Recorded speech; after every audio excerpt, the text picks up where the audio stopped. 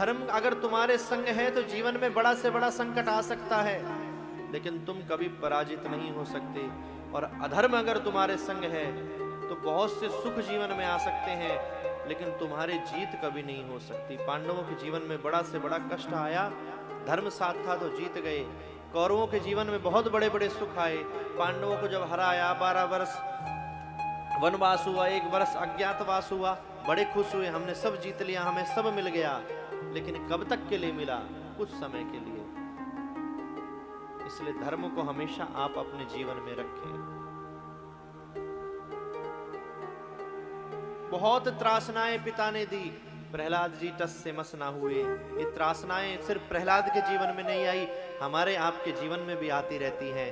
कभी धन का अभाव हो जाता है, कभी व्यापार अच्छा नहीं चलता, कभी बच्चे बात नहीं सुनते, कभी माता पिता बात नहीं सुनते, कभी कुछ होता है, कभी कुछ होता है। ये भगवान क्या करते हैं ना, परीक्षा टेस्ट लेते हैं।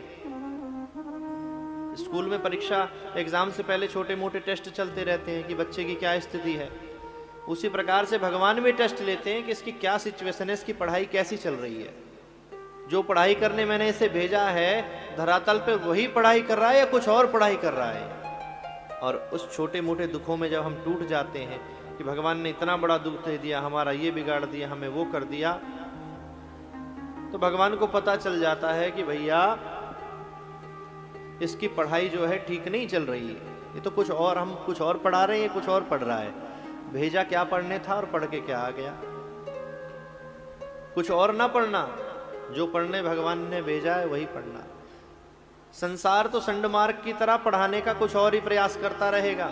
ये अच्छा है, वो अच्छा है, ये बुरा है, ये काम कर ले, थोड़ी सी शराब पी ले, थोड़ा जुआ खेल ले, चल थोड़ा घूम आते हैं, गोवा चलते हैं, यहाँ चलते हैं, वहां चलते हैं। अरे क्या हो गया, रोज घर ही तो जाता है, 2 घंटे बैठ ले, गप्पे लड़ाएंगे। ये संसार क्या पढ़ा रहा है तुम्हें? क्या पढ़ा रहा है? गलत शिक्षा पढ़ा रहा है। लेकिन हमें अपनी नजरें प्रहलाद जी की तरह हमेशा उस परमात्मा की ओर रखनी है कि हमें क्या करने, क्या पढ़ने, कौन सी पढ़ाई पास करने के लिए उन्होंने भेजा था। जब गर्भ में थे तो बार बार कहते थे, प्रभु एक बार इस पीड़ा से बाहर निकालो, श्वास श्वास पर आपका नाम जपूंगा, भजन करूंगा, ऐसा कोई कर्म नहीं करूंगा जो मुझे इस पीड़ा में दोबारा आना पड़े। यहाँ आए, संसार पढ़ाने लगा, तुम असली पढ़ाई भूल गए और इस नकली पढ़ाई को करने लगे। पढ़ो लिखो, अच्छी शिक्षा अर्जित करो, खूब कमाओ, लेकिन चिंतन हमेशा भगवान का करते रहो। कितनी त्रासनाएं दी, लेकिन प्रहलाद जी का विश्वास टस से मस नहीं हुआ। हमारा भरोसा इतना कमजोर कैसे हो सकता है कि जो थोड़ा सा संकट जीवन में आता है और हम अपना टारगेट बदल देते हैं। अभी तक शंकर भगवान को मानते थे, काम नहीं बना, अब शेरा वाली मैया को मानने लगे। बहुत अच्छा चल रहा है, ये भगवान तो बहुत अच्छे हैं, बहुत अच्छा काम चल रहा है। साल 2 साल बाद वहां से भी नहीं चलने लगा, अब कहीं और माथा झुक गया, अब कहीं और झुका, अब कहीं और झुक गया। ये क्या है? ये सब तत्व एक है, एक है साधे सब सदे, सब साधे सब जाए। जितना इधर उधर भटकोगे उतना ही जीवन में कष्ट पाओगे, और जितना एक जगह स्थिर रहोगे उतना जीवन में आपको आनंद आएगा। प्रहलाद जी की तरह पहले भगवान के प्रति आकर्षण बढ़ाओ, आकर्षण को प्रेम में बदलो, प्रेम को फिर विश्वास में बदलो।